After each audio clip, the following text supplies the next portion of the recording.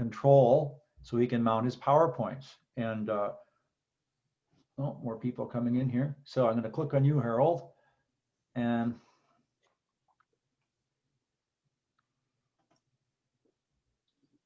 of course, I could shut my mic off and mouth it, pantomime it, and how everybody reacts. Okay. Okay. I'm trying to remember now. We did this, trying to share with Harold. Oh. Okay, yeah, it says that you've disabled screen sharing. Okay, that's not So good. you'll have to enable it so I can use it. Yeah. Okay, what's it say now? It says that I have it, I can see it. You can see it. Yeah, but nobody can see it yet because I haven't pressed the button. Okay. So you can still see me? Yep. Okay, if everybody waves your hand, that way I know you can see me too. Of course, Greg, I can't see. Oh, yeah. I do have a face. Okay. Anyway, I'll begin, and hopefully we'll be able to show the images at the right time. Yeah. You haven't loaded yet, right? No. Okay, good. Okay, anyways, this is, I think, my second presentation on Zoom, so I'm very rusty. We're all learning, as Greg said, but thank you for joining us at this presentation of the New Brunswick Historical Society. And I was the speaker. I normally do Februaries for the Society if I can, because it makes it easier for bad winter weather than having somebody driving in from out of the city. So we'll take this as a good sign. As the first speaker of the year, that means COVID's going to disappear sometime in the next 5 years or so. Anyways, folks, last month, I'm sure all of you heard on the news that our politicians and business leaders lauded the benefits and the announcement of the Fundy Quay project here in St. John. It's going to be a game changer. It's going to set St. John up for prosperity and growth. Now, you know, those were similar meaning testaments voiced when Market Square, Brunswick Square were announced, when the never realized Superblock was announced, when all of our malls like Fairview Plaza, Lancaster Mall, when they were announced, Prince Edward Square, going to be great for the city. And of course, we had the frigate program in the 1980s, great for the city for a tiny period of time. I could go on, but I'm going to leave it to your imagination and your memories to evaluate just how effective and the impact they had on the city. Now, the development of Courtney Bay, tonight's presentation, was also described at the time as a game changer for St. John. It would make St. John the greatest port on the Atlantic coast, on this side of the Atlantic. It would also say that, you know, we'd leave Halifax literally in the dust. Well, I think we know how those predictions came true. Now, my presentation tonight was actually going to look at only the first part of the Courtney Bay story. It's the planning and the initial development of the bay. The second part, for a future presentation, a future date, is the story of the St. John Drydock. Now, what I've done tonight is I've summarized my 100 pages of notes down to 7 pages. So we shouldn't be here for more than 4 or 5 hours or less. Now, the story of Courtney Bay is actually sort of like a 1,000-piece puzzle with that never, you know, am I missing a couple pieces? You don't know until you start putting it together. And by the time I'm finished my presentation tonight, you're probably going to be just as confused as I am at the Courtney Bay story. It's long, it's got a lot of pieces, but let's begin. Now, I'm going to, again, hopefully share all the right little buttons. So this was touted at the time as the key to St. John's economic development would be the development of Courtney Bay. And as soon as I figure out how to, there we go. I guess we might be able to do this. Now, the development of Courtney Bay actually consisted of several components, all which were designed to make this the greatest port on this side of the Atlantic. The work consisted of the construction of the breakwater, which you see in the very center, pointed towards Partridge Island, the dredging of a channel into the bay, which would be to the water to the right of the image, the dredging of the basin, or the inner portion of the bay where you see the ships at the right, the construction of a dry dock, which is at the lower left, the construction of a series of quays or wharfs, which you can't see, and I'll tell you why in a minute. And importantly, and the key component to making this a true national port is there was to be the extension of a national railway to St. John into Courtney Bay. Now there's an awful lot of external forces which came into play into this whole story of Courtney Bay. We have our politicians, we have all of our business interests, we have government funding, and we have private money interests, the money markets. And this is St. John, so we have the weather. We always have to factor in the weather. And almost as important is the First World War. They all came together to impact what would happen with the development of Courtney Bay. So let's take a look at the puzzle pieces that were the politicians. We'll start with them. Now, the two largest puzzle pieces for this big puzzle were two St. John cabinet ministers. We had the Liberal William Pugsley, who was the Minister of Public Works when this was proposed. And then we had the Conservative John Douglas Hazen, who in the succeeding government became the Minister of Marine and Fisheries, as well as the Minister of the Naval Service. Then we add in the Prime Minister. The Liberal Prime Minister, Sir Wilfrid Laurier, and the Conservative Prime Minister, Sir Robert Borden, both had their fingers in the pie in the puzzle here for St. John's Courtney Bay. We have our Conservative Member of Parliament, John W. Daniel, who defeats Pugsley in an election and then gets appointed to the Senate. We have Mayor Dr. James H. Frink and the city getting involved. So that's basically the politicians that were involved in this puzzle we're going to put together. Now let's add into this mix a confusing lot of companies, which either wanted their fingers in the pie, or at least they wanted a good slice of the pie. Now, I'm not going to read them all because, as you can see, there's an awful lot of companies that had their fingers in the pie. And you notice that most of them were out of England. I'll give you a few seconds to read through that list.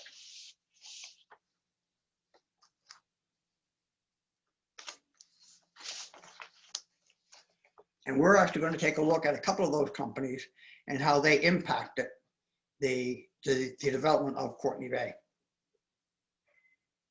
But I'm not done yet, of course. I mentioned that a major part of this whole puzzle, another piece, was the extension of a national railway into St. John at Courtney Bay. Now, through the development period of 1908 to 1918, there were actually several railways that had some piece of the puzzle, some impact onto this development. We had the Canadian Pacific, which was in the west, already in the west side of St. John. We had the Grand Trunk Pacific. We had the Intercolonial. We had the National Transcontinental. We had the St. John and Quebec Railway. And we also had the St. John Valley Railway. Now there's another piece of puzzle coming along, but what I want to do now is we're going to take a little break from the puzzle and go into a bit of the background, a bit of the history of Courtney Bay. And we're going to start with Champlain's map of 1604. You see Partridge Island in the foreground. At the top, we have Fort Howe.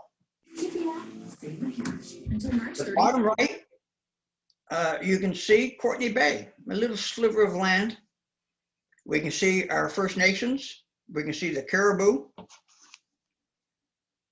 And that's the first image we have of Courtney Bay. I think from his map, it doesn't appear that it made much of an impression on Champlain. Now, over the past couple hundred years, Courtney Bay has been surrounded by a whole bunch of industry. We had Foley Pottery, we had Lee's Brickyard, we had the Courtney Bay Glassworks, we had the Putnam Brothers fuel tanks, we had the International Fertilizer Plant, we had a biscuit plant. Now, the mudflats of Courtney Bay had been used for horse racing in the 1840s. New Brunswick's first the photograph on the top left, New Brunswick's first airplane flight, the Red Devil, took off from the mudflats of Courtney Bay. And of course, the bay, from at least the 1840s, if not earlier, was surrounded by a whole series of shipyards. We had the shipyard of William Wright, no relation. We had the shipyard of John MacDonald, Nevins and Fraser, and we also had the shipyard of J.K. Dunlop, where in 1874 he was building 2 ships for Moran and Galloway of Liverpool, and also the Vaughan brothers at Liverpool also. The puzzle pieces also include a sardine fleet, a rowing club, unfortunately the site of many drownings, including the drowning of young Fred Mundy and Fred Young, which eventually led to the erection of the Fred Young Monument in King Square.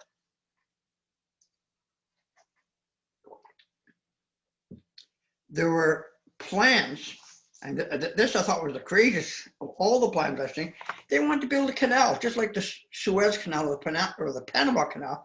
They wanted to build a canal from Courtney Bay up Marsh Creek into Drury Cove. And that's at the turn of the 20th century. They wanted to build a tunnel under the water. They wanted to put bridges over the water. And then in 1966, we finally got our causeway as we see here. Courtney. It's not quite a royal sounding name as Mecklenburg Street or Prince William Street, but it does have a bit of a pedigree. It is a French word, has a bit of aristocracy attached to it, but the word actually means short nose. Now, I don't know if you can see me, but I have a short nose, so maybe you can start calling me Courtney as a nickname. But Courtney is actually, or was, a small town in the Gatineau province of France. And the word Courtney makes its way into England after 1066, when William the Conqueror defeated King Harold at Hastings. Now, here's another piece of the puzzle. Now, we're going to go back to the puzzle while we look at the causeway here. The initial price of this Courtney Bay development in 1911, in round figures, was $12 million. Now, to give you an idea what that would be worth in 2021 dollars, I used the Bank of Canada's inflation calculator, which converts historical dollar values with the rate of inflation to present day. So the 11,500,000 for 1911 is just over $280 million today. And as you can see, that's just a bit more than the $250 million planned for the Funday Quay project. I mentioned there were politicians, liberal government, conservative government. Well, let's take a look at some of the plans. Now, this is William Pugsley plan of 1911. And as you can see on the top and on the right, there's a series of quays or wharfs that were planned. The very bottom, it says shipyard. And there's a railway.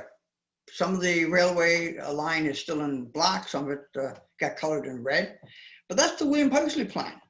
That got us the $12 million. Then there's an election. Pugsley gets reelected, but the government gets defeated. So Hazen comes up with his plan. And the Prime Minister said that the plan was all new. Take a close look here. Let's look at both of them. Now, although the scale is off here, basically, as far as I can tell, it's the same plan. You know, the minor modifications. The quays or wharfs are still there. The shipyard is still there. There's still a breakwater. There's still a channel, and there's still a railway. Now, during the 1911 election campaign, the Liberals said that they would, and I quote, turn Courtney Bay into one of the finest harbors on the Atlantic coast. St. John would prosper, industries would flourish, the city would be recognized as one of the great national ports of Canada. The Conservatives, under Sir Robert Borden, he countered this by saying, wait a minute, in 1904, we were promoting this. We have proposed a national plan for ports on both sides of the country, including St. John and Courtney Bay. A new government would not retard, hinder, or prevent in any way the construction of the terminal facilities that you see here, well, on the right, in the blue. Well, Pugsley was reelected, but the Laurier government was defeated. So the red government became the blue government. Now, the leading Liberals of St. John reacted to losing their influence. And I quote, the actual inception of some one big project like Courtney Bay would give the city and even the province the impetus necessary to send it forward under a rapid growth and expansion. The Liberals planned to keep the pressure on the Conservatives so that Pugsley's plan for Courtney Bay would be realized. Now, I'm not going to go into any further details on the politics of this project. And I mean it, that would take a couple more hours. But I think you get the drift that a project of this magnitude would attract a lot of politicking from all parties. Now let's take a look at the railways.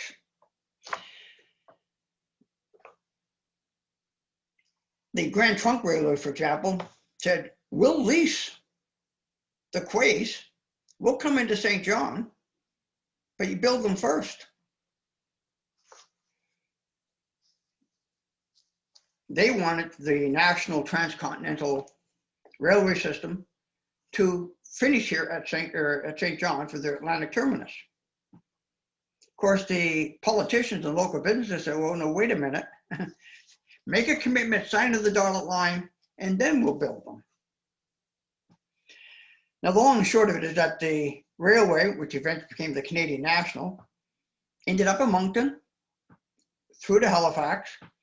We got a feeder line, which did come into St. John at Courtney Bay, but only served initially the Drydock. No major railway and no quay construction around Courtney Bay happened. So there's a couple of the missing pieces of the puzzle. As you can see here, in this 40s, what you see outlined in blue is the Canadian National Line along the western coast or shore of Courtney Bay through the lower cove into the port of St. John. So basically, Canadian National ended up serving the eastern side of St. John Harbour and part of Courtney Bay, and Canadian Pacific did the western side of the harbour.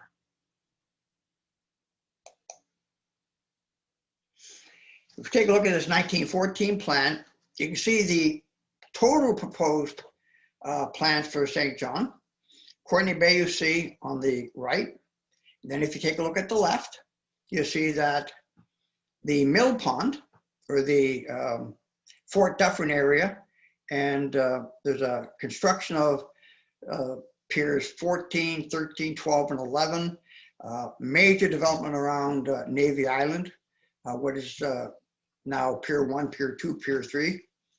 So that was the plan, the long-term plan. And some of the plans from this time period actually didn't get finished until 1927, when all the harbor facilities that you see here were sold to the federal government. At this time, St. John owned 100%, lock, stock, and barrel, the harbors, both harbors, Courtney Bay. Now, when money was finally allocated to begin work here,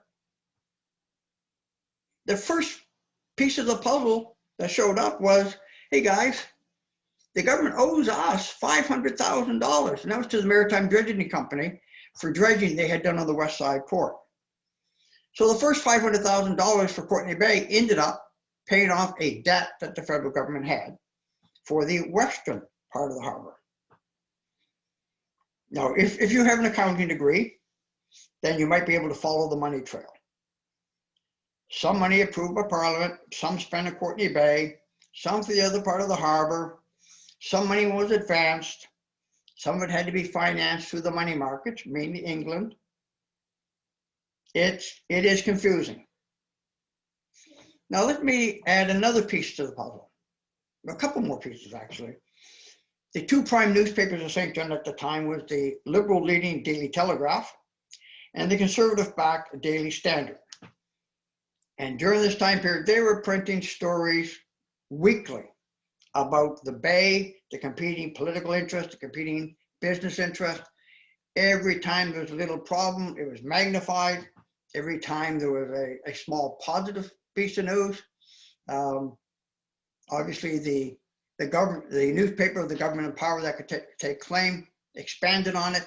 The opposing newspaper did just the opposite. Doesn't that sound a bit like our media today? Although we don't have two newspapers in St. John anymore. Now, when work finally began on the project on July 11th, 1912, with the first dynamite blast, as you see here, happened at the site of the proposed dry dock. The Honorable Sir Thomas White, who was the Minister of Finance, spoke at this garden party, as you see here, and I quote,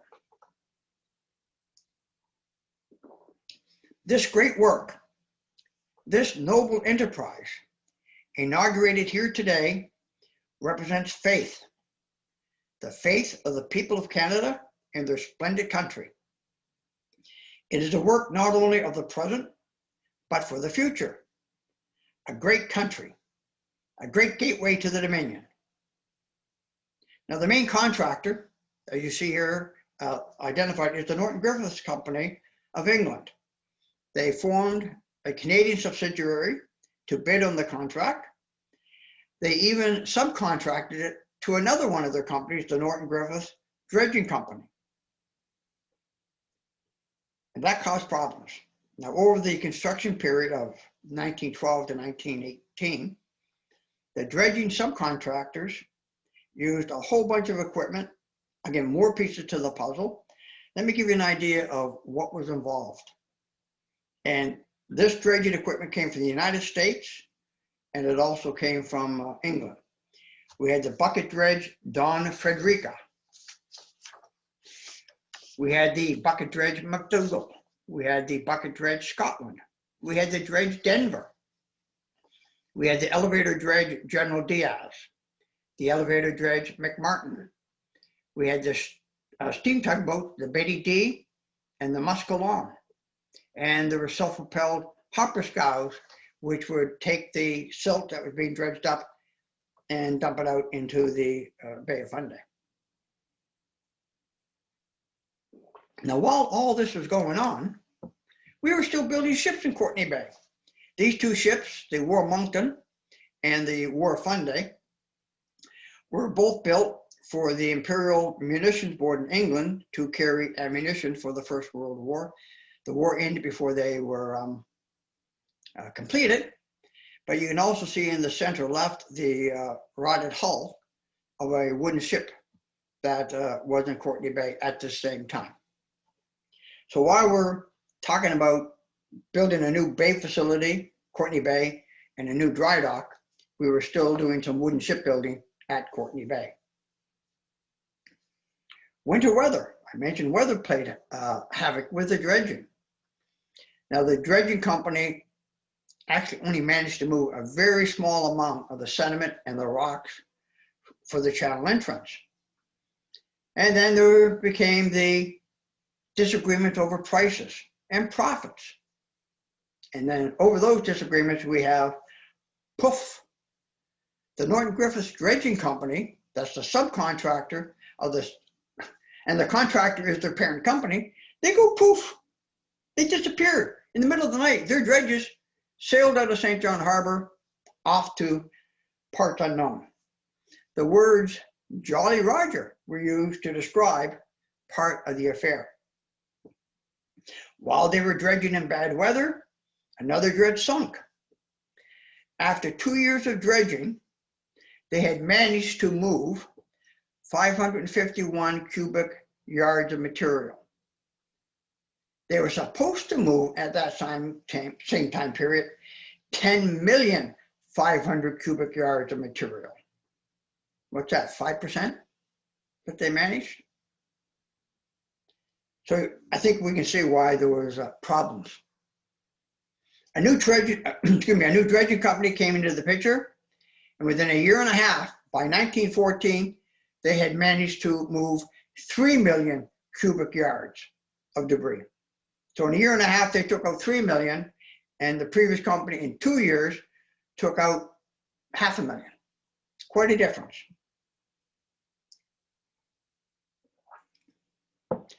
Now, maybe, should I mention to you that politicians sometimes want to award contracts to, how do I put this? To the friends? Well, guess what? More pieces to the puzzle. Pugsley wanted the Maritime Dredging and Construction Company of St. John to get the job. His friends were George McAvity and John Moore. They were the owners of the company. McAvity was a longtime Liberal supporter. Now, when Hazen came in, of course, to oversee most of the contracts and the work, he had a subcontract go to the Nova Scotia Construction Company, owned by his good friend, William Shaw. Now, Shaw tried to pull a fast one. He proposed building the quays in concrete instead of the wood ballast construction that was tendered and contracted for. He said that this would be not only faster to do, get us back on schedule, but it would be cheaper to do and it would last longer. Hazen, of course, said, hey, if you think it's a better deal, let them end the contract. But those in Ottawa, the penny pinchers, penny counters, they said, well, maybe we should study this first just to make sure that this is going to be a real good option, concrete. Well, they did the study. And here's another piece of the puzzle.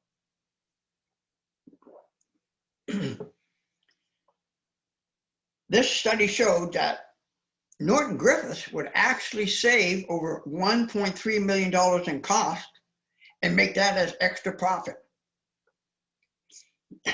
That didn't go over very well with the opposition party in Ottawa. Of course, the company Norton Griffiths said, okay, you based the contract, your tender on your cost, show us what your costs were, because we think you're going to try to milk us out of another 1.3 million. The company said, nope, we're not interested in showing you our books. Well, things started going sour even faster. Now, they did come up with a resolution. They did figure out a way to keep things going. And this was the resolution. Norton Griffiths would be allowed to make a, and I quote, a reasonably small profit. Hazen's friend, the Nova Scotia Construction Company, would be able to make a, quote, legitimate profit. I'm sure those words mean something to somebody. Of course, when the contract was signed, lumber, which was a major part of what was happening here, was selling for $17 per 1,000 feet. And in 5 months, that price had increased to $24 per 1,000 feet and rising. Sort of like the price of lumber during the pandemic.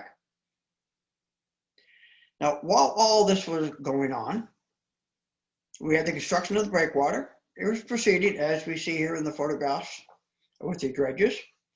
Now, the breakwater itself was actually moved, or at least the planning is, do we put it here where the municipal home is, or do we move it closer to Red Head? So they tried to jockey. Part of it was for profit, part of it was for maybe the seabed would be better. But where the breakwater is today is where they finally decide to place it. In 1912, the Montreal firm of MacDonald and Doheny received the contract for a 4,500 plus foot breakwater and to build a dry dock. Now, in the mid 1980s, I actually was in Montreal and I visited the last warehouse of that particular company. A friend of mine owned the warehouse. He was the last member of the family who owned that company. And he showed me, he had a box of over 6,000 Isaac Erb photos of just the first 2 years of construction of the dry dock, 1916-17 period. Over 6,000. That's larger than greater number than all the Erb photos known to exist. So he had 6,000 of just that one particular phase. If I told you what he did with those photos, you'd cry, because I certainly did. Suffice to say that those photos no longer exist because he could not get the price that he wanted for them.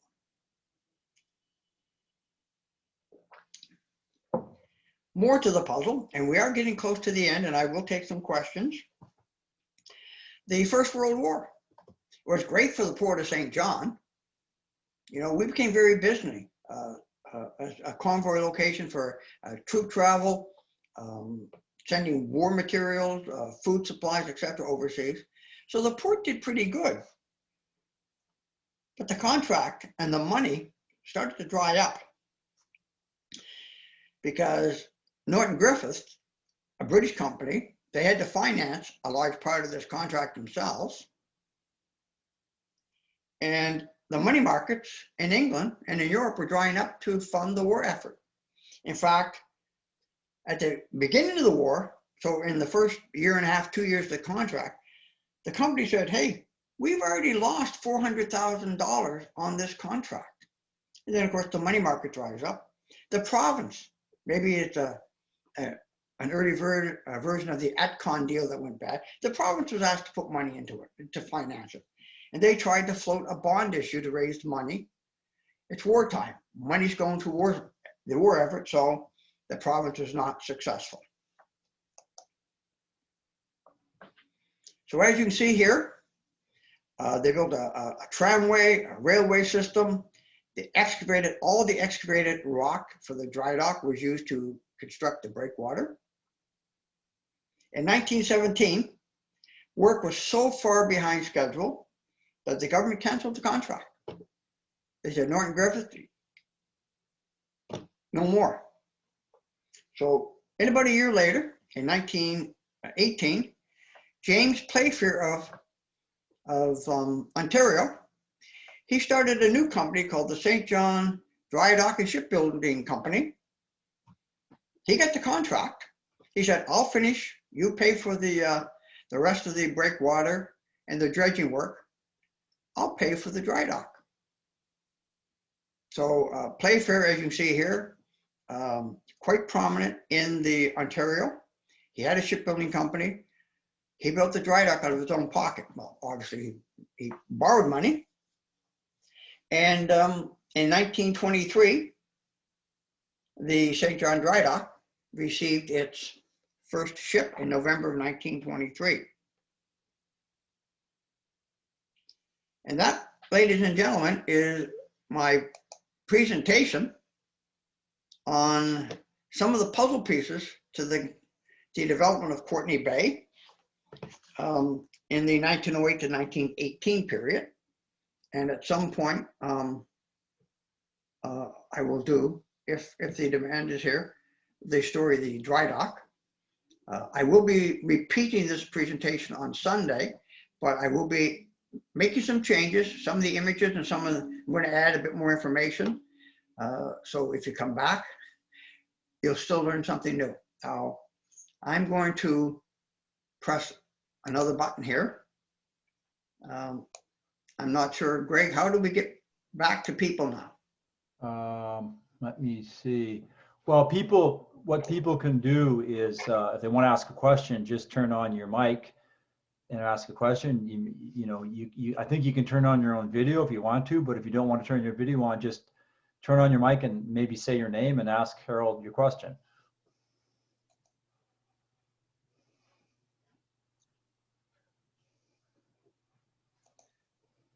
Okay, well, I can see me now, so Hi, Harold. Can you hear me? I can hear you, Mac. Hi, how are you? Great presentation, lots of information. Thank you. Is the part of the shipyard and Courtney Bay owned by federal or provincial or the civic governments? I was curious about who actually owns that area, seeing it was a lot of port over the years, and maybe in 1918 it was owned federally or provincially, I'm not sure. So that was my question. That's my interest. Okay, the city of St. John owned both Courtney Bay and the St. John Harbor, the waterfront, until 1927, when they sold the remaining interest to the federal government. So up until 1927, the federal government did not own anything. But part of this particular proposal, which was city-owned land, they entered an agreement with the federal government, and the St. John Drydock, James Playfair, ended up buying that part of the land. So the Drydock was privately owned and privately financed. And one of my other interests, I think some of you know, is the aviation. I won't mention the aircraft because my mind will go blank, but one of Canada's most famous airplanes that were developed in Canada was financed by the St. John Drydock in the 1930s, which I found pretty fascinating. That is interesting. Hello, Kathy. Hi, I see you here. Good to see you, Kathy. I don't see myself on it, but that's okay. It took me half an hour to get on, and all of a sudden here it was. Sorry for being late. Harold, I can ask a question if you don't mind. One is kind of specific. Where did you get that great photo from that map of 1914? That's a great map. I've never seen that one before, with the blue water and all the streets laid out. Was that from the city or? Oh, I've got the original here beside me. Oh, wow. I bought it. I scanned it, so Greg, it's yours. Yeah, just what's the provenance? Who created it, and what was it for? It was created as part of this proposal to show the entire harbor development. Right. I'm going to, I'd have to look. Yeah, I don't mean to interrupt. It's just, I've seen a lot of maps, obviously not as many of you've seen, and I'm always looking for great images. That just the color is so nice on that map. It's just struck me, Someone actually had the water blue. I had to do a bit of restoration to the image. Yeah. So the colors are a bit more vibrant in my digital image. Yes. But yes, I'll send you a copy. That's Give great. you. You're welcome to have it. The second thing, I share your comments because I've done a bit of academic writing on St. John's Not Alone, about how every once in a while people kind of go crazy over certain projects and they think they're going to save, be the salvation. And, we could fill a wall with projects that never got off the ground for St. John and other cities as well. But a few years ago, I did a bit of work. Remember the Titanic centennial, 2012, was it? So I did a bit of work on St. John and the Titanic, and I also did a lot of work on the steamers that were coming and going at the time. And it seems to me that there was also kind of a bit of a steamship fever, and did you encounter that? Because obviously that feeds the idea of the modern port and the need for a second harbor and the need for a shipbuilding industry. It just seemed that people were really excited about these large steamships as a thing of the future. Well, I did not include in my presentation, but part of the history of Courtney Bay before 1908 was to develop an iron smelter in the bay for the construction of iron ships. There was a proposal in the 1880s, and work was started to build the dry dock actually in the mill pond and the salmon hatchery in West St. John in the 1880s. And again, I mean, I just touched on just a couple of pieces of the puzzle on this amazing story. And that map shows the enclosed mill pond, circa 1914. Yeah. Yes. Now, I know that at least two of our viewers tonight, Carrie and Robin, are relatively new to St. John. So some of these areas of the city, when we talk about the mill pond, you may not be familiar with Carrie or Robin, but you're certainly welcome to ask questions for clarification. I'm always up for a cup of tea at my office at McDonald's. That's all. Robin has been there at least once or twice. And I got a smile from somebody, so thanks, Carrie. Hey, Harold, it's Derek Billingsley here. Hi, Derek. Hey, on the east side, you mentioned two different railways, Grand Trunk Pacific, and what was the other one? Well, actually, there were several that were involved. Let me find my notes. I'll read them to you again. Now, all of these railways were part of the equation for the development of Courtney Bay. So the Canadian Pacific, although it was on the west side port, they were part of the equation. We had the Grand Trunk Pacific, the Intercolonial, the National Transcontinental, the St. John and Quebec Railway, and the St. John Valley Railway. So that's 6 railways. Just typing away. Thanks, that's awesome. Greg just sent a message. He mentioned that the port was developed or nationalized, National Harbour Board, in 1927, when the city sold off. And Dr. Elizabeth McGann, Greg, did she, I know she wrote 2, but was only volume 1, History of the Port, published? Was volume 2 published too, also? I might have misspoke. Maybe it was only 1, but one of these things, volume 1, and I've never seen volume 2. So maybe, yeah, but it's an interesting institutional history. You know, there's another thing about land use, if I can cut in here. You talk about the port being owned by the city, but wasn't there an issue that when you go so far out, the water was owned by either the province or the feds? Because that doesn't that all come into play when they're building the causeway, Irving's Causeway, in the 50s. I can't remember the details. So I thought the province was involved in the tidal flats. Like who actually owned them? I mean, maybe you would know.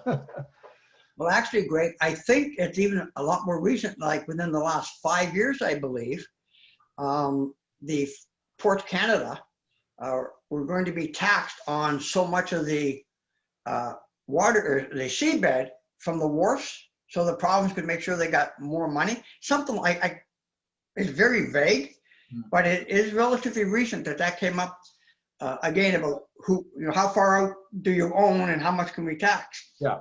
Because wasn't there a plan to kind of fill in the end of Courtney Bay and industrialize it or something at some point, And of course, you have the issue of the pollution coming out of Marsh Creek, and there's so many interesting angles here with Courtney Bay. Who would have thought? But I better shut up because this is very interesting to me. Can I ask a question? It's Carrie. Should we? I'm going to tease you, Carrie, and I'll say, yeah, okay, go ahead. Okay, it's going to be not as eloquent as other people's questions because I come from a landlocked area. So I'm not having so much of a problem with the map, but I'm just not an expert in all things shippy. But I think that Greg mentioned something earlier about, he asked you about enthusiasm about steamships. And that surprised me a little bit. I didn't think that the introduction of that kind of ship was that great of a thing for St. John. So maybe you could speak a little bit to that. I wouldn't mind to know a little bit more, please. Well, one thing I've noticed by reading various reports, newspapers, etc., is that when someone comes along with an idea like Fundy Quay, everybody jumps on it. It's going to do great things for St. John. In reality, in my opinion, a lot of these things that have happened in the past, it'll do great things for a few people. And then when they run their lifespan is out, we're sort of stuck with the bank. For example, Market Square, Brunswick Square, both great at the time they opened, but they're basically empty now. And you know, I'm talking pre-COVID now. Brunswick Square Tower, if I'm not mistaken, it's what, 15 stories? It was designed to be, I think, 30 stories. Market Square, where the museum exhibit space is, they can add another, what, 4, 5, 6, 7 stories there. So we always come up with these great grandiose plans that never quite fulfill what they were meant to do. I mentioned the super block. Again, us older folks would know what that is, but it was a major development around St. John City Hall with the aquatic center. And it was, again, going to be the greatest gift to St. John. It would propel us into the future, and never happened. You know, this is helpful. I don't want to steal all your time. It's just, I know that where you live and I know where I live, and it doesn't take a genius to walk down Douglas and think there used to be a lot of ship people and now there aren't. So there has to be a reason why there's a real fundamental change. Well, yeah, there's lots of reasons. We continued to want to build ships in wood. The rest of the world were going into iron and steel. We didn't have an iron and steel industry here. Although, as I just mentioned, there was a proposal to put an iron smelter in Courtney Bay. Of course, we don't have the iron, but we could import it just so we could build iron ships to continue being relative to the shipping industry. But a lot of, and I haven't looked at this in probably 30 years, so memory's a bit vague here, but I believe a lot of the ship builders after Confederation, they started investing money away from shipping into railways, into other businesses. So they put their money where they thought they could make more profit. So, you know, it's not a clear-cut answer. I hope, and the other thing, Douglas Avenue, I was involved with the study for the Heritage Development Plan. What was interesting about that particular street was the makeup of the residents, where you would have the homes of the rich and the famous, you know, the shipbuilders, etc. And right next door, you'd have the middle class living right next to them. And right next to them, you'd have your working class. So it was interesting to see that you had basically all three economic classes of St. John citizens living side by side on the Douglas Road or the Douglas Avenue.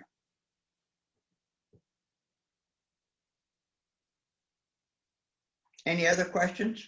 I mean, you can all see me. All I get to see is your name and a black screen. Everybody's quiet. I said, Greg shared a file.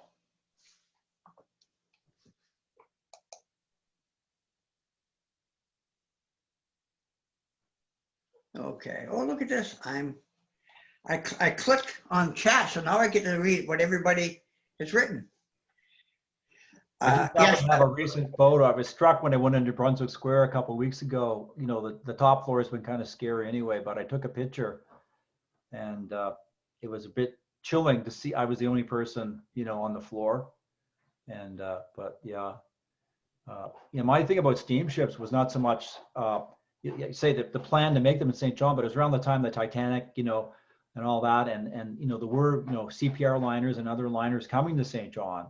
And I just think, you know, we've kind of forgotten that it was quite a port of entry for immigrants and cargo as well. And it was a different era. We just found in Loyalist House last summer, we found some other trunks, and one of them had a steamship label, one of those very colorful steamship labels that people will put on their trunks, right? And it was, I think, from the 1930s or something, right? So, but yeah, I was just struck by, you know, how the port was a much bigger deal, you know, back in the day. And I think it defined a lot of St. John. A couple of people have sent a message. They've asked the same question. Why did the city sell the port? In a nutshell, I'd say because the city was bankrupt. The city had no money.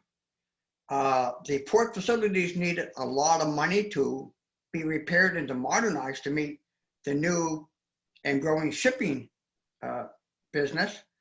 But we didn't have the money. We owed a lot of money, so the city sold it, got rid of the debt, and made a bit of money on the side. That's a sort of a dirty, short, dirty answer as to why.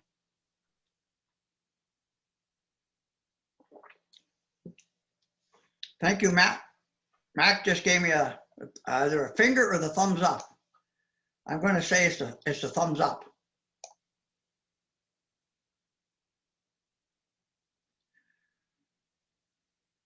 How did the city fall so far behind? Another question. If you mean financially, I'm going to say probably for the same reason we do today. We spend more than we bring in, or we come up with all these grandiose plans. We put a lot of our municipal money into it.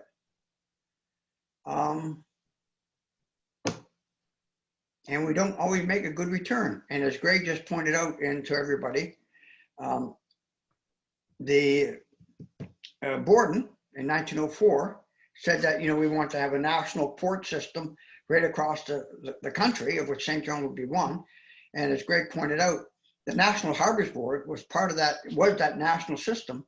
All the major ports were nationalized, not just, you know, St. John was more than happy to sell because we were broke, we needed money. But the federal government ended up buying all the major ports on both sides.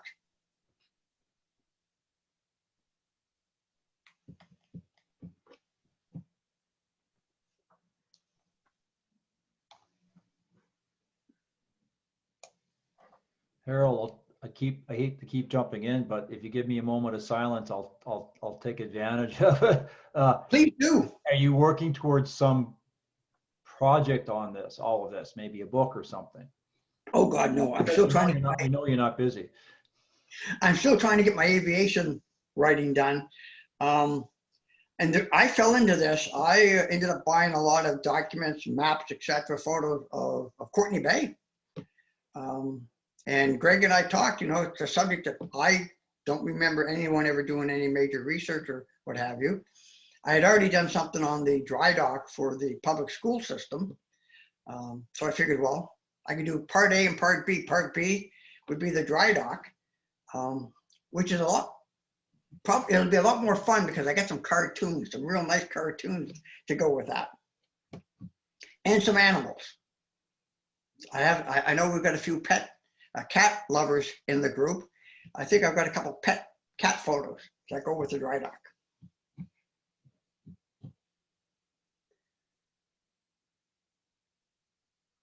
Greg, anybody, Kathy, is there anything you want to say about the society, what's coming up, or what you'd like to come up, or what you need? There'd be a lot of people that could help spread the word. Yes, we're hoping that soon we'll be able to do blurbs online until the COVID business is over with. Don't want to necessarily get people all in a small room together. So that's what we're looking at doing, and maybe putting it on Zoom or radio or whatever, that people can still get their dose of historical information about the city, etc. And Greg has been really, really helpful on that, and actually putting things together on that. So Greg might be a good one to ask as well. Yeah, thanks. I already mentioned next month, and I posted in the chat here, we're having Troy Milton from the 20th Maine Reenactors, and he's going to be speaking same time slot, 7 to 8:30. The event is already posted on our Facebook site, which is the Loyalist House and the Brunswick Historical Society. We have talks every month booked until the end of October, with the exception of August, and we hope to fill that slot. We hope, with the beauty of Zoom, that we can, if we want to have more than one talk a month, we can do it, because we always use the Mary Owen Theater of the New Brunswick Museum, which was nice of them to provide that.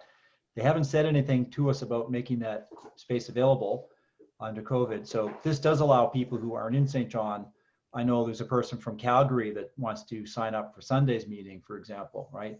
So we're also, this summer, I'm feeling that Loyalist House won't open, but we will try to do some online events and post some videos and things like that.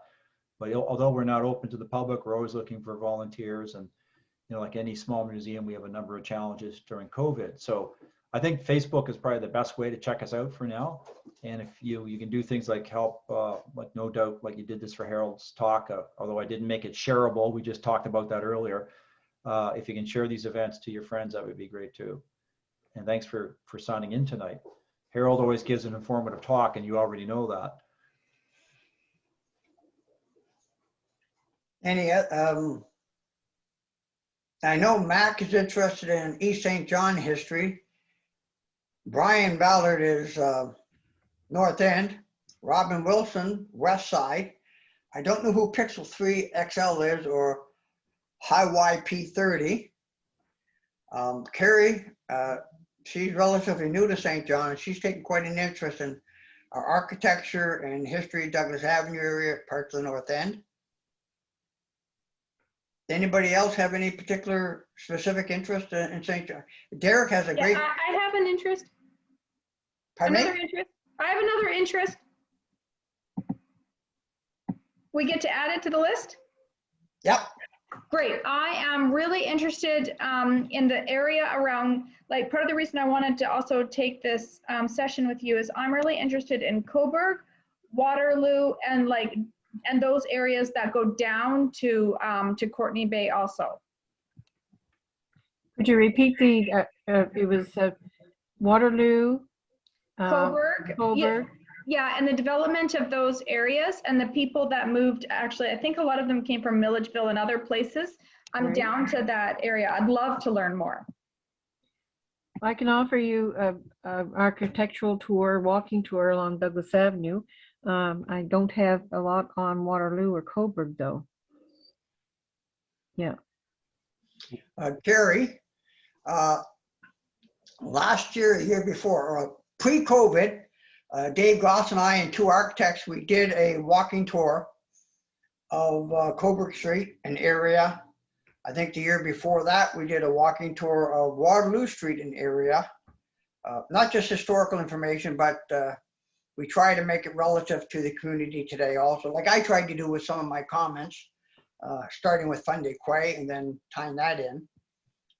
There has been a lot of, I've got a few books that have been written about the Coburg Street area, but they were privately published.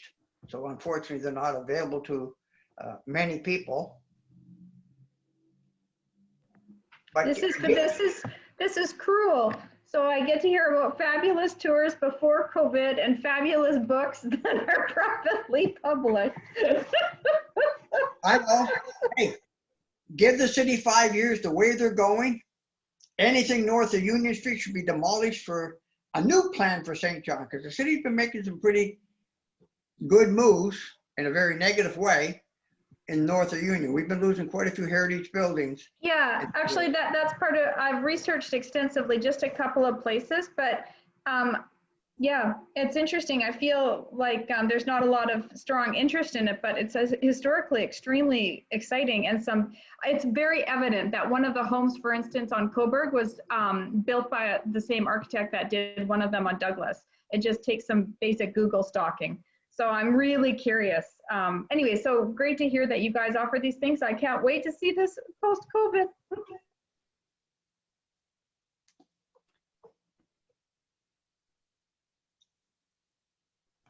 I just posted on chat that for anyone who's relatively new to the city, and even for people who've lived there a long time like me, or I'm from the city, but I live in the valley.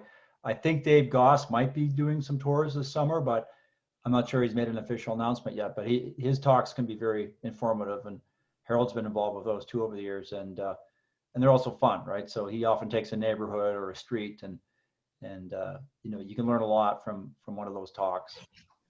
What we're going to do this year, Greg, thanks for mentioning Dave, is I think we're going to do 10 walks, but I think that we're going to pick 10 of the most popular walks that he's done over the past 40 years. Again, he's been doing this, Carrie and Robin. These walks have been going on for 40 years. Hasn't missed a year yet. And we've been doing 4 in Fernhill every year, but we're looking at expanding that to at least 6 this year. So there will be something, and I'll post it on Facebook, as others will too.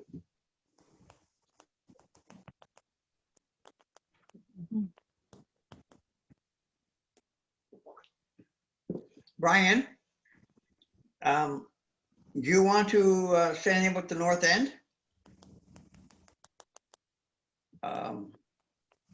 Brian runs a Facebook group called the North Enders, and he posts literally dozens and dozens and dozens of stories and articles every day, photos.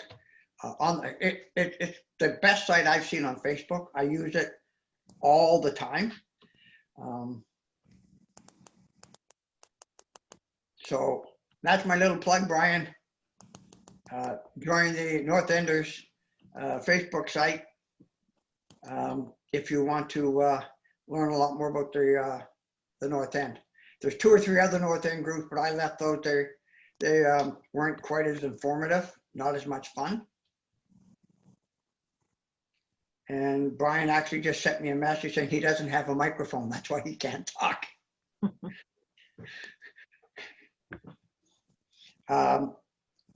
Usually once or twice a month, we're just picking up Brian and I and at least one other Joe Carr. We meet at my office at McDonald's on Main Street for a coffee, usually on a Monday night, just to chew the fat, talk about St. John and what have you. Almost always a North End focus. So if you ever want to join us on one of those, just send Brian or myself a private message, and I'm sure we'll consider letting you join the 3 wise men of the North End. What time do you usually meet?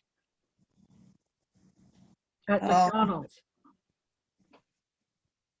Brian, I think it's around 7 o'clock. I mean, there's no set schedule. It's just, hey, let's go have a coffee. Right.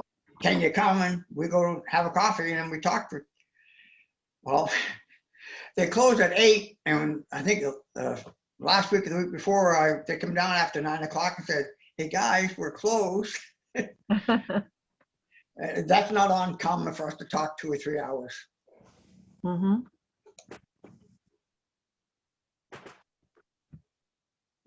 Elaine, you're awful quiet. Well, can you hear me? Yeah. Oh yeah. Oh, okay. All right. I'm not very good on Zoom, so I'm just listening. But I grew up on Seton Street. The Marsh Creek was in my backyard. So whatever you say about Courtney Bay area is very much interesting to me. Yes, Elaine has shared with me a few photos of her as a young girl down in the Marsh Creek area, Courtney Bay and what have you. Yeah. Yeah, I mean, it's a fascinating story. And again, I only touched on a couple small parts of it. And you know, Seton Street is all businesses now. And Yeah. when I was growing up, there was one business and there was houses, and all kinds of kids. Yeah. Yeah. Now, I'll have a question for all those that are at least in their 50s, if not older, maybe. I'm right on a Zoom meeting. I'll get back to you. I'm sorry, Kathy, what'd you say? It hasn't finished yet. Okay, I'll talk to you tomorrow. Bye. Sorry, I had a telephone call in the middle of it all. Yeah, you left your microphone on so we could, no, we only heard part of it. My earliest memory of Courtney Bay, and I don't know if anybody else did this, is Dad liked to go fishing for sea trout. And so we would go when the tide was out in Courtney Bay, and we would dig for, well, he called them sea worms. Anyways, it was a dirty job. And they sort of looked like a millipede, but it was a worm. And that's what he used for sea trout out in East St. John when we went fishing.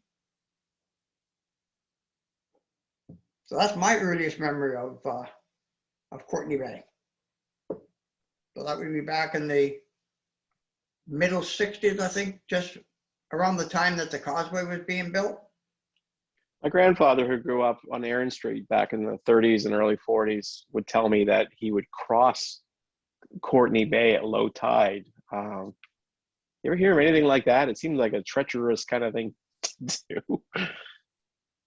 Was that you could walk across it? Well, no, they would go across somehow, and I don't know if he just meant they went across Marsh Creek, or Like, would people ever cross that, or like at low tide when it was all muddy, or? When the tide was out, it was nothing but mud flats. Yeah. And I'm talking back like in the 50s, I started in Aberdeen School. And yeah, Courtney Bay was kind of out the back door there. Yes, it was huge mud flats, and I'm sure you could walk across it. Yeah, this would have been in the early 40s for him when he did it. And he said, looking back, he said they were all crazy, but. Well, they were all crazy when the kids used to cross from floods on the train trestle too over to Rockwood Court, but they did it all the time. We, I think I was 4 or 5 or 6, that range. We lived on St. David Street. So our backyard was Courtney Bay. Yeah. The house was demolished for the viaduct or for the causeway type thing. But there was a channel that ran Marsh Creek under the bridge. And so that was deep, but most of the Courtney Bay at low tide, other than that channel, would have been mud flat, as Elaine said. I remember seeing my first dinosaur, my dinosaur or monster footprints, or whatever you would call them, in the mud flats of Courtney Bay. And so I'm probably 5 or so. So that was the first time I realized that there's such things as monsters by seeing these giant footprints in the mud. So I guess I have an earlier memory of Courtney Bay there too. You're talking about the East End here now, right? So, and just a bit of a heads up, the talk in July, and I'm going to be the speaker, is an East End story. It's about the boy bandit case, 1914. Right. So now my memory, I grew up on the West Side, and your friends tended to be in your neighborhood unless you had a summer job or something like that. So the first time I remember going to East St. John without my parents or something was we were in high school. We walked across the causeway and we wrote our driver's permit test. There was a building along Bayside Drive or someplace. And that was like a big trip for us, right? Whoa, we're on foot. We cross the causeway. We write the test. Grade 10, right? So Yeah, we didn't travel to other neighborhoods much, you know, back in the 60s and early 70s. Families had one car, you know, it just wasn't, at least in my circle, it wasn't that common.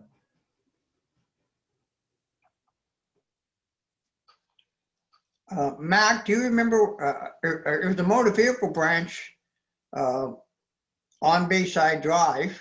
Was that part of the old fire station, police station? Yes, I believe it was very handy to the ball field there behind the fire department and police station.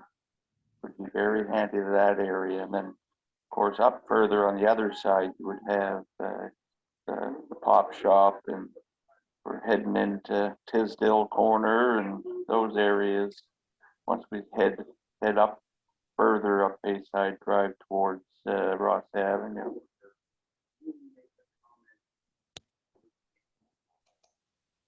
Yeah, thank you. Do any of you remember the army huts along the Marsh Creek bank? The kids I went to school with, a lot of them lived there in the old army huts after the war was over. I've got pictures, but I don't remember them, Elaine, because as you know, I'm just a young I know, you're younger than I am, but some of the kids, that's where they lived. The area she's talking about is basically where the old Kent store, the old Canadian Tire store next to the Church of England Yes. cemetery or burial ground, excuse me. That was the site of the East End Barracks. That was used to house the Reserve Army here in St. John. It was also the site, Harold, of a Rotary Club because that's where I went to kindergarten. Yes. And also the area where the post office is, which had been Likely's lumberyard. Before that, it was a sports field. But we're talking, you know, the 1880s, 1890s, 1900 period. Oh, I'm not quite that old. I know you are not. those military buildings, were they Quonset huts or something? And that was emergency housing, right? They were army huts, and they were in the south end too. There was a strip of them in the south end as well. They were wood. Not, we didn't have any Quonset huts here, Greg. The same buildings that were there were also the ones used, similar design down at Barrett Green, at Milledgeville Airport, over on King Square West. Okay. Wooden building, excuse me, very cheap, Yep. simple construction. I think it was used for emergency housing in Milledgeville too, I think. Yes, Milledgeville was used. Have you ever heard of, remember the stained glass maker Cuppins? Yeah. You familiar with his name? Yeah. I can't remember his first name now, Cuppins. Anyways, when he arrived from Holland after post-war, their first place of residence was the emergency housing out at Milledgeville Airport. And then the son of Cuppins, Lou, became a lieutenant general and commander of the Royal Canadian Air Force. Right. A good friend of mine, but that's where he started. That was his first place in Canada. And before it was emergency housing, it was a vocational training school. Interesting. Is that building still there, Harold? The vocational training school one? Milledgeville was number 3 vocational training school. It was sort of a part of the vocational school on Douglas Avenue. Yes. And they taught carpentry, electricity, or electrical, typing, stenography. At least those are 4 subjects that I know they taught. There's a building out there, was there when I lived there, and it's like a warehouse building, kind of in the area where you're getting down to the city, the coal mix plant. Yeah. There's a long building there that looks like a warehouse building. And I wondered if that was it.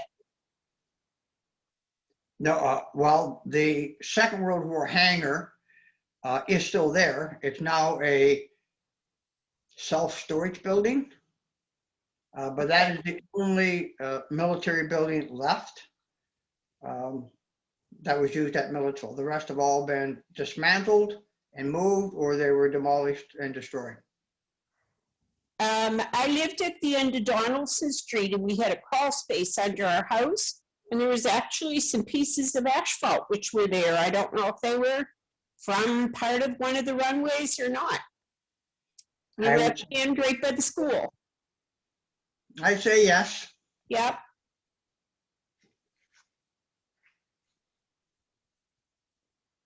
Robin, are you by yourself, or either one of your sons with you?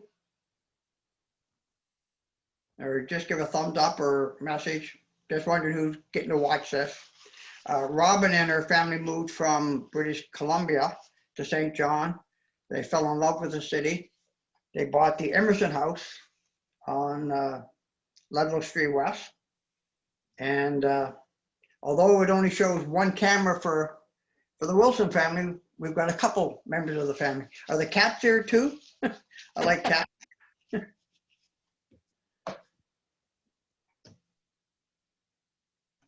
They have. Might be I'm sorry. gone. Maybe we'll just see, it's getting, I know we have 8 to 8:30 booked, but maybe we'll just see if anyone has a last question or comment for Harold, because he's been fielding a lot of questions, and he's going to be doing this again on Sunday. So do we have a last question or last couple of questions for Harold or comments?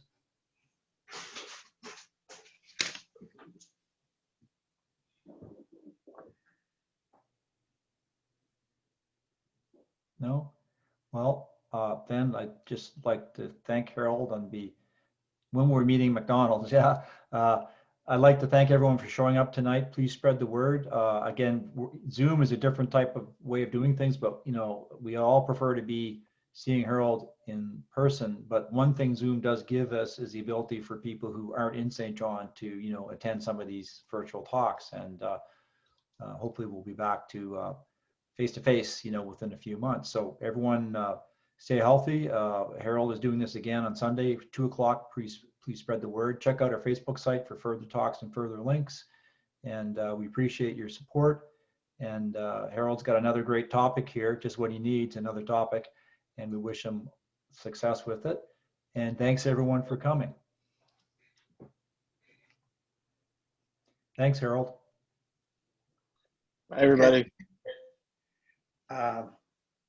Carrie, are you still here? Yep. The society can always use support.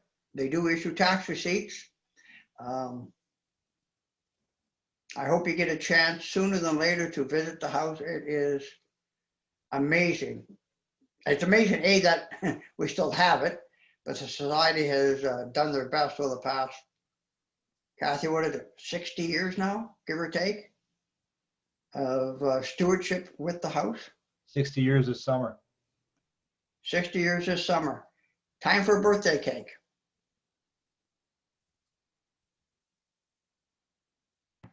Thanks so much. Good night. Good night. Thank you. Bye, Mike. But thank you, Carrie. Thanks to everybody for coming. Good night. Night, Elaine. Night, Night. John. Harold, do you need to stay on with me for any reason, or will I just see you on Sunday? Nope. What I'm going to do, as I said, I'm going to change a few of the images. Yep. I'm going to change a bit of the text. Yep.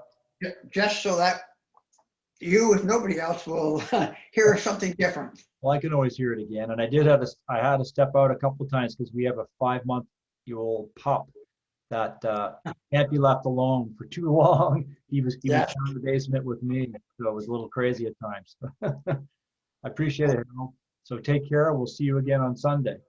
Okay, thanks, Greg. Good to see you, Kathy. I'm gonna end Good it night. now. Okay. Good night, everyone.